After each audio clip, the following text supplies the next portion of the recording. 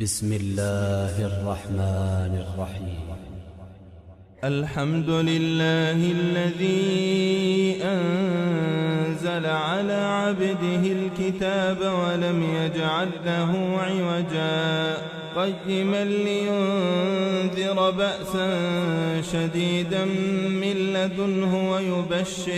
ويبشر المؤمنين الذين يعملون الصالحات أن لهم أجرا حسنا ماكثين فيه أبدا وينذر الذين قالوا اتخذ الله ولدا ما لهم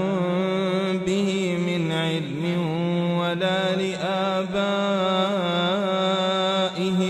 كبرت كلمة تخرج من أفواههم إن يقولون إلا كذبا فلعلك باخع نفسك على آثارهم إن لم يؤمنوا بهذا الحديث أسفا إنا جعلنا ما على الأرض زينة لها لنبلوهم أيهم أحسن عملا وإنا لجاعلون ما عليها صعيدا جرزا أم حسبت أن أصحاب الكهف والرقيم كانوا من آياتنا عجبا إذ أوى الفتية إلى الكهف فقالوا ربنا آتنا من لدنك رحمة وهيئ لنا من أمرنا رشدا فضربنا على آذانهم في الكهف سنين عددا ثم بعثناهم لنعلم أي الحزبين أحصى لما لبثوا أمدا نحن نقص عليك نبأهم بالحق إنهم فتية آمنوا بربهم وزدناهم هدى وربطنا على قلوبهم إذ قاموا فقالوا ربنا رب السماوات والأرض لن ندعو من دونه إلها لقد قلنا إذا شططا هؤلاء قومنا اتخذوا من دونه آلهة لولا يأتون عليهم بسلطان بين فمن أظلم ممن افترى على الله كذبا وإذا اعتزلتموهم وما يعبدون إلا الله فأووا إلى الكهف ينشر لكم ربكم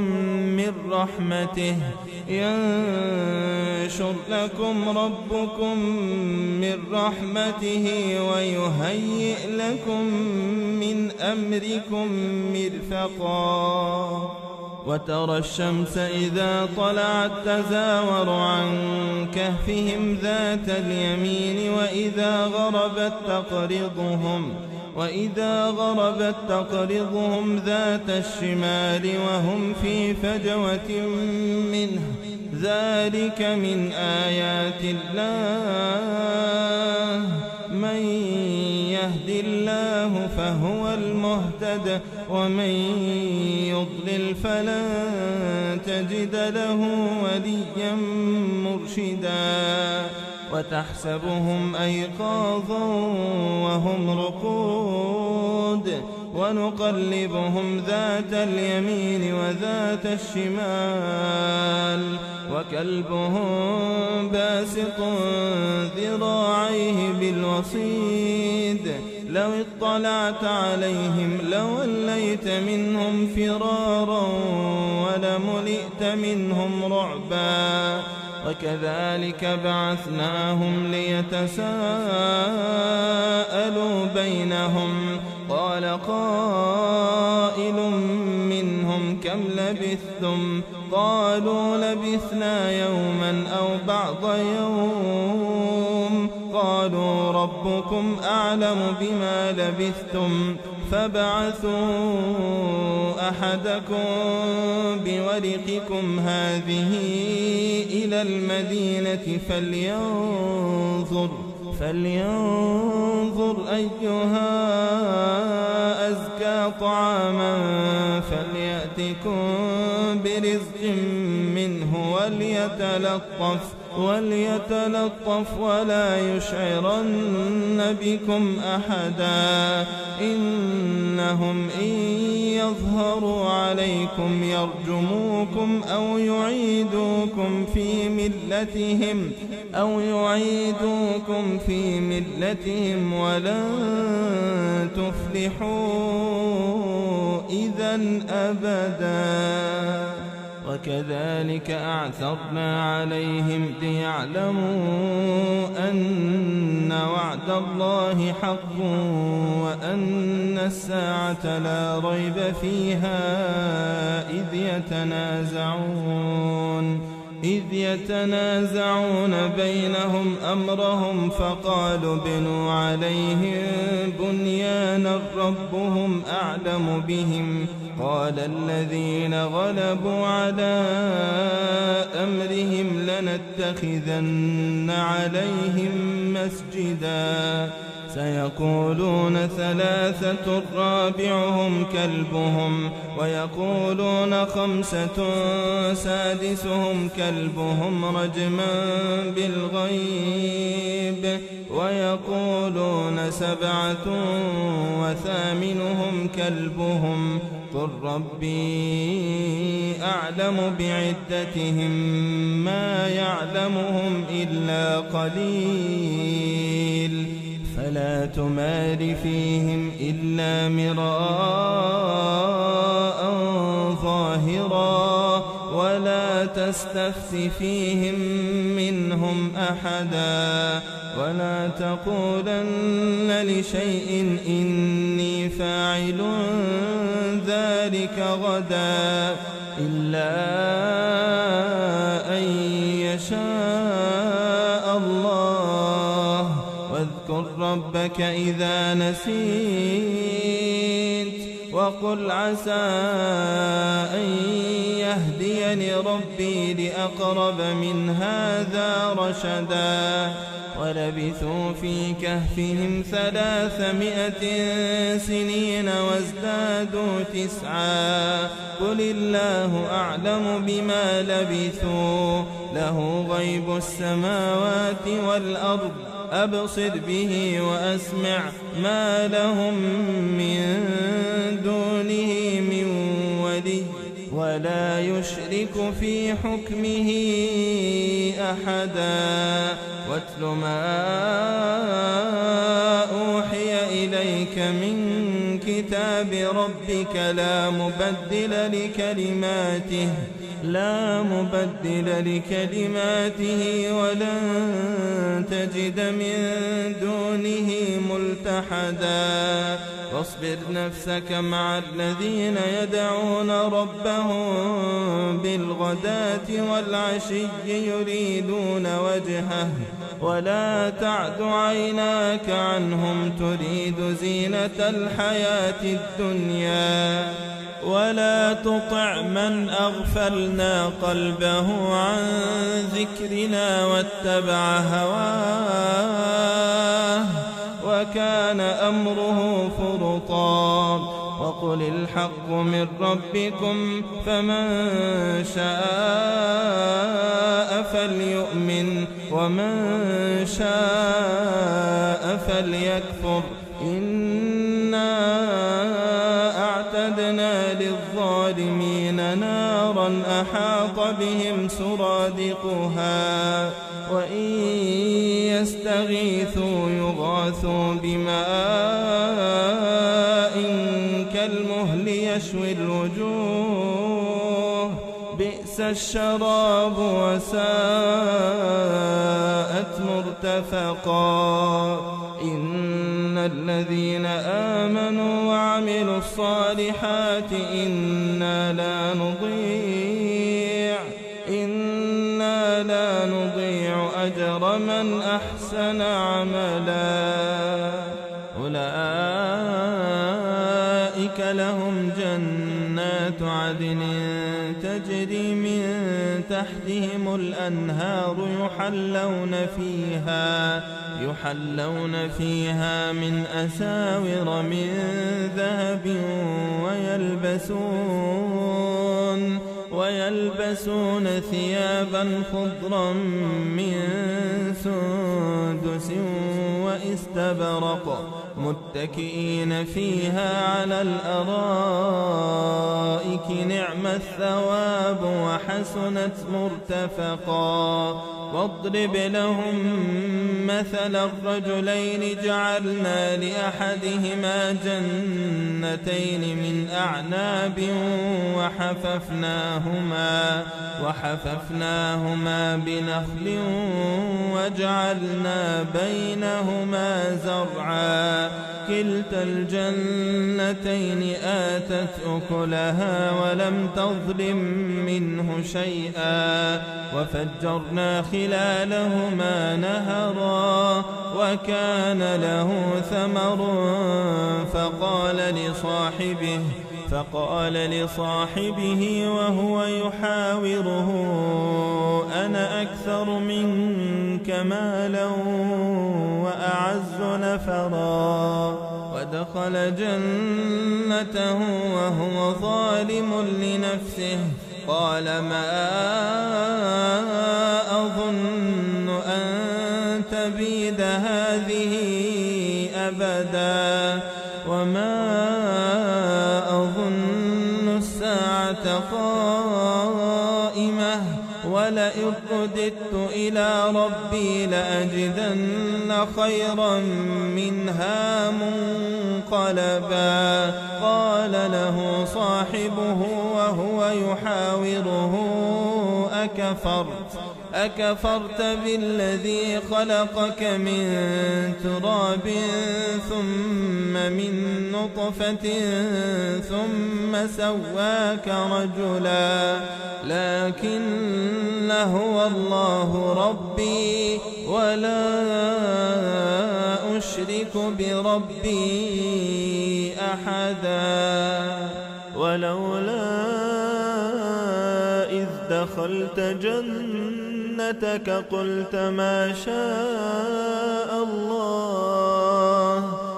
ما شاء الله لا قوة إلا بالله إن ترني أنا أقل منك مالا وولدا فعسى ربي أن يؤتيني خيرا من جنتك ويرسل عليها حسبانا من السماء فتصبح صعيدا زلقا أو يصبح ماؤها غورا فلن تستطيع له طلبا وأحيط بثمره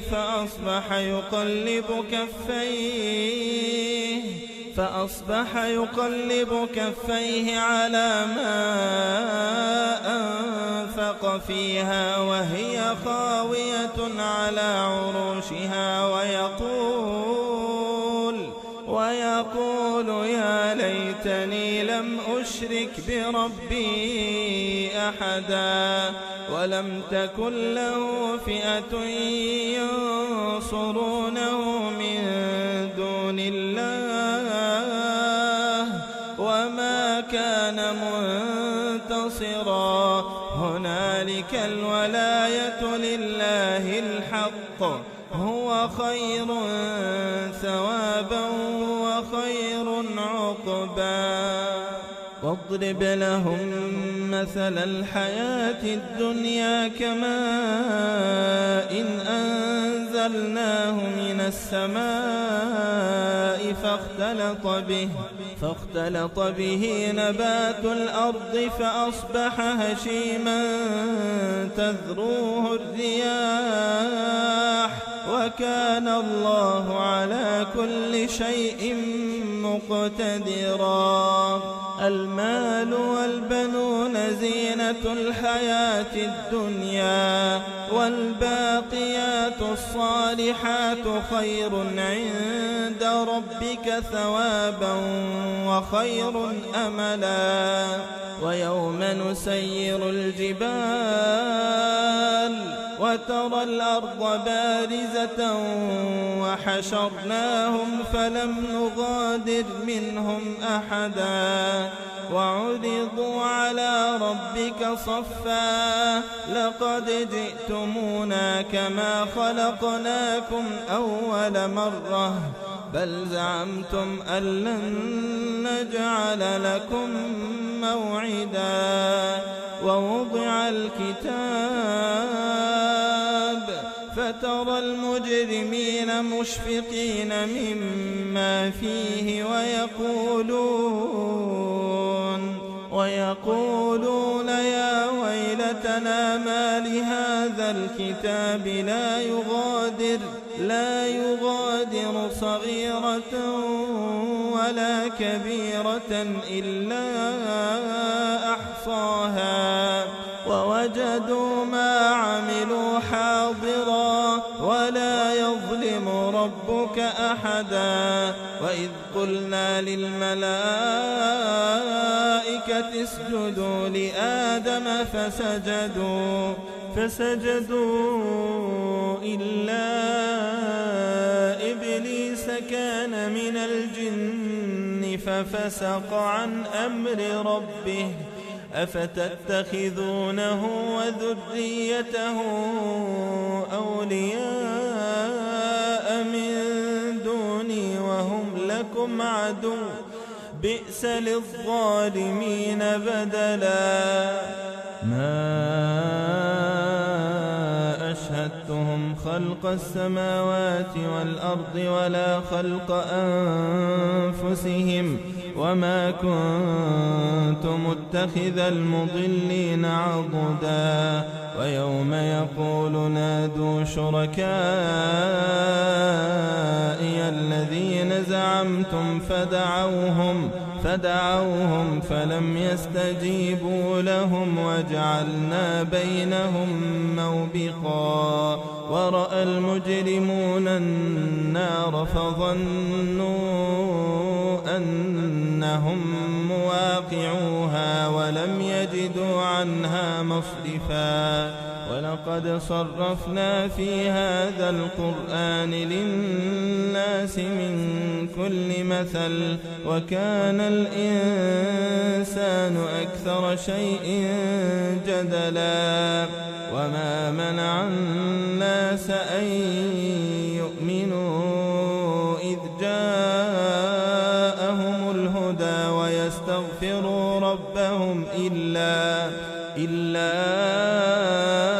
أن تأتيهم سنة الأولين أو يأتيهم العذاب قبلا. وما نرسل المرسلين إلا مبشرين ومنذرين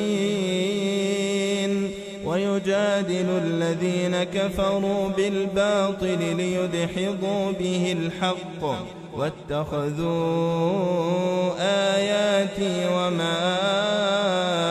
أنذروا هزوا. ومن أظلم ممن ذكر بآيات ربه فأعرض عنها ونسي ما قدمت يداه إنا جعلنا على قلوبهم أكنة أن يفقهوه وفي آذانهم وقرا وإن تدعهم إلى الهدى فلن يهتدوا إذا أبدا. وربك الغفور ذو الرحمة لو يؤاخذهم بما كسبوا لعجل لهم العذاب بل لهم موعد لن يجدوا من دونه موئلا. وتلك القرى أهلكناهم لما ظلموا وجعلنا لمهلكهم موعدا.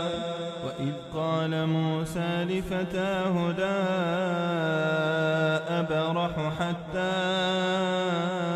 أبلغ مجمع البحرين أو أمضي حقبا فلما بلغا مجمع بينهما نسيا حوتهما فاتخذ سبيله في البحر سربا. فلما جاوزا قال لفتاه آتنا غداءنا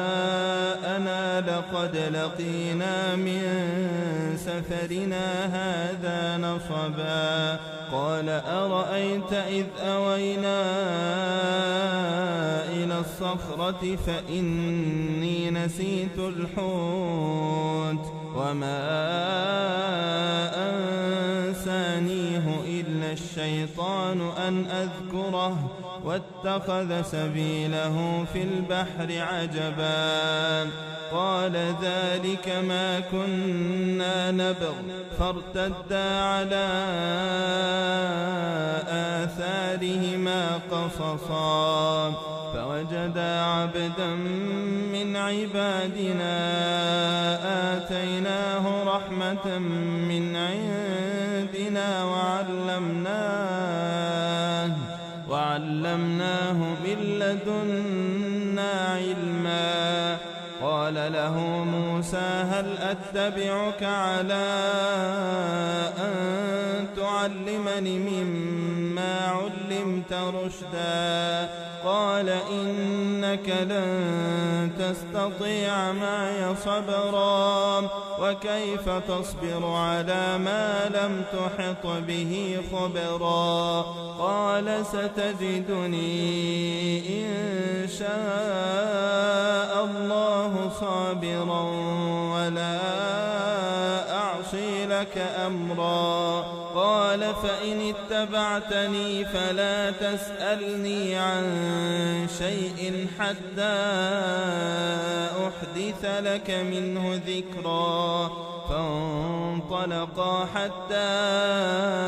إذا ركبا في السفينة خرقها قال خرقتها لتغرق أهلها لقد جئت شيئا إمرا. قال ألم أقل إنك لن تستطيع معي صبرا. قال لا تؤاخذني بما نسيت ولا ترهقني من أمري عسرا. فانطلقا حتى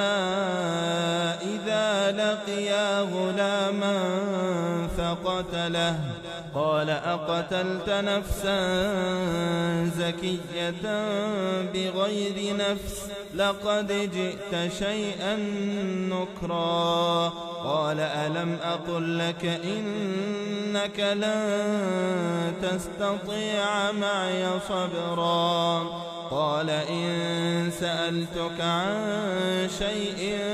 بعدها فلا تصاحبني قد بلغت من لدني عذرا. فانطلقا حتى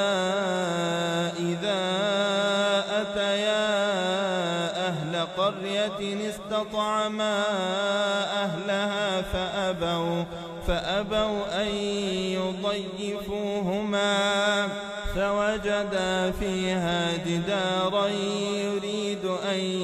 ينقض فأقامه. قال لو شئت لاتخذت عليه أجرا قال هذا فراق بيني وبينك سأنبئك بتأويل ما لم تستطع عليه صبرا أما السفينة فكانت لمساكين يعملون في البحر فأردت أن أعيبها وكان وراءهم ملك يأخذ كل سفينة غصبا وأما الغلام فكان أبواه مؤمنين فخشينا أن يرهقهما طغيانا وكفرا فأردنا أن يبدلهما ربهما خيرا منه زكاة وأقرب رحما وأما الجدار فكان لغلامين يتيمين في المدينة وكان تحته كنز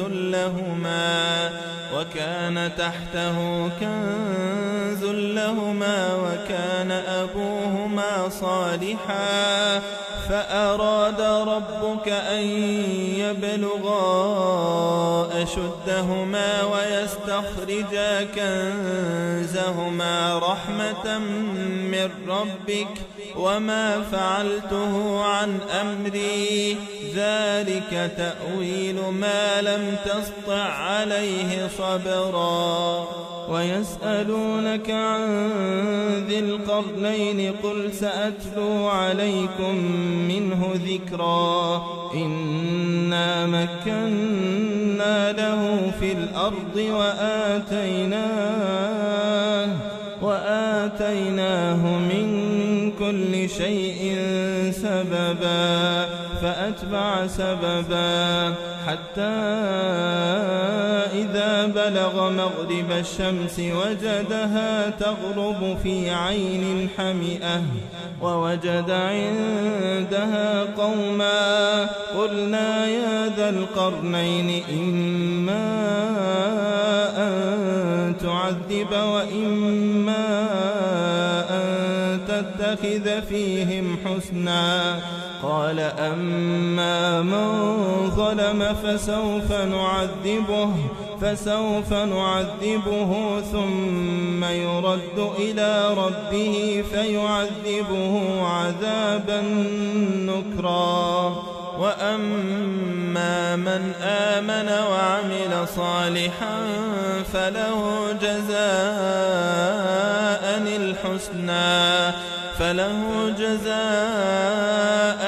الحسنى وسنقول له من أمرنا يسرا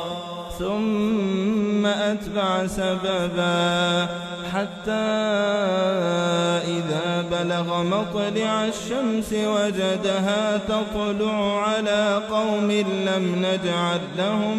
من دونها سترا كذلك وقد أحطنا بما لديه خبرا ثم أتبع سببا حتى إذا بلغ بين السدين وجد من دونهما قوما لا يكادون يفقهون قولا قالوا يا ذا القرنين إن يأجوج ومأجوج مفسدون في الأرض فهل نجعل لك خرجا على أن تجعل بيننا وبينهم سدا قال ما مكني فيه ربي خير فأعينوني بقوة أجعل بينكم وبينهم ردما آتوني زبر الحديد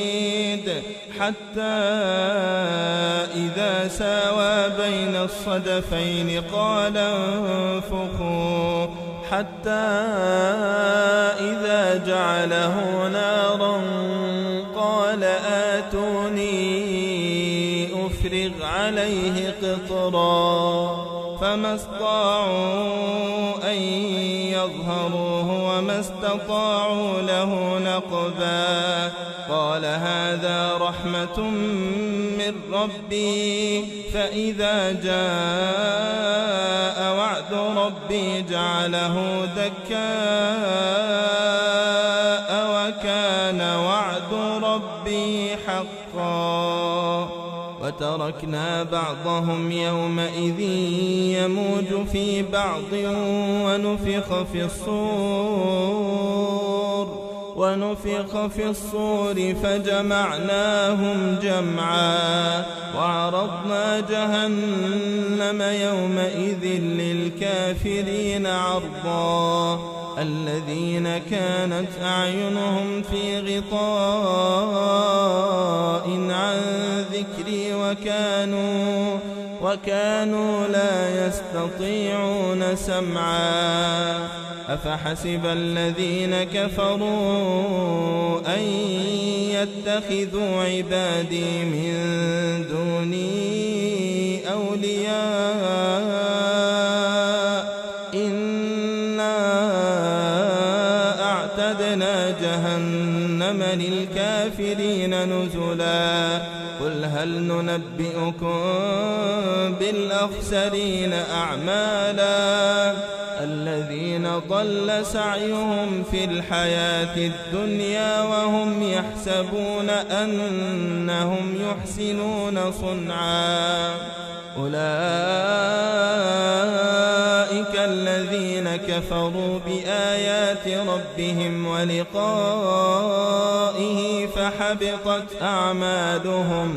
فحبطت أعمالهم فلا نقيم لهم يوم القيامة وزنا ذلك جزاؤهم جهنم بما كفروا واتخذوا آياتي ورسلي هزوا إن الذين آمنوا وعملوا الصالحات كانت لهم جنات الفردوس نزلا خالدين فيها لا يبغون عنها حولا قل لو كان البحر مدادا لكلمات ربي لنفد البحر قبل أن تنفد كلمات ربي ولو جئنا بمثله مددا قل إنما أنا بشر مثلكم يوحى إلي أنما إلهكم إله واحد فمن كان يرجو لقاء ربه فليعمل عملا